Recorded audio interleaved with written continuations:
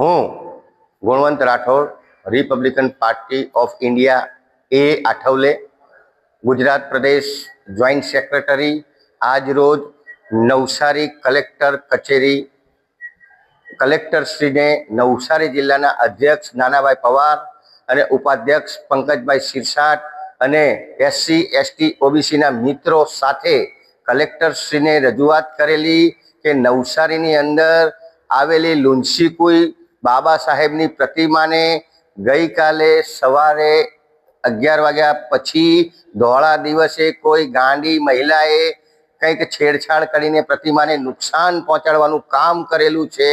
એના વિરોધમાં તંત્રને જગાડવા માટે અમે અહીંયા એક આવેદનપત્ર આપેલું છે। તે સમયે સરકારી પોલીસ ખાતાના સીસીટીવી કેમેરા બંધ હતા અને પ્રાઇવેટ કેમેરાથી પોલીસે જાણકારી મેળવી કે કોઈ માનસિક હાલતની ખરાબ સ્ત્રીએ આ કૃત્ય કરેલું છે। એટલે એની પર પણ શંકા જાય છે કે કેમેરા એ દિવસે બંધ કેમ હતા। ખરેખર તે સ્ત્રીને કોઈ શાસક પક્ષો દ્વારા કોઈ પૈસા કે કોઈ ભોજનની કે કોઈ લાલચ મકાનની આપીને આવું કૃત્ય ખરેખર કરાવ્યું છે કે કેમ તેની તપાસ થવી જોઈએ। ક્રાઇમ દ્વારા તપાસ થવી જોઈએ તેવું ડીએમ સાહેબને અમે લેખિતમાં આવેદન આપેલું છે। આ જવાબદારી પોલીસ તંત્રની છે અને મ્યુનિસિપલ કોર્પોરેશનની પણ જવાબદારી આવે છે કે આવા મહાનુભાવોની પ્રતિમાઓ જેમ કે શિવાજી બાબા, છત્રપતિ શિવાજી મહારાજ, બનનારી મહારાણા પ્રતાપની પ્રતિમા, ફુવારા પર મહાત્મા ગાંધીજીની પ્રતિમા, કાલિયાવાડી પર સ્વામી વિવેકાનંદજીની પ્રતિમા, આવી તમામ પ્રતિમાઓની દેખરેખ રાખવાની ખરેખર જવાબદારી સરકારી તંત્રોની હોય છે।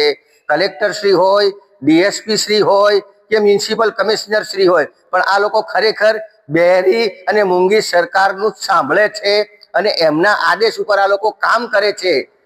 એટલે કે આવું નહીં થવું જોઈએ। ભૂતકાળમાં પણ આવું થયું હતું અને પોલીસ બેસાડવામાં આવી હતી। પોલીસ કેમ ઉછાળી લેવામાં આવેલી છે એ પણ એક તપાસનો વિષય છે। અને બાબા સાહેબની પ્રતિમાથી 15 થી 20 ફૂટ જ દૂર એક ટોયલેટ બનાવવામાં આવી રહ્યું છે।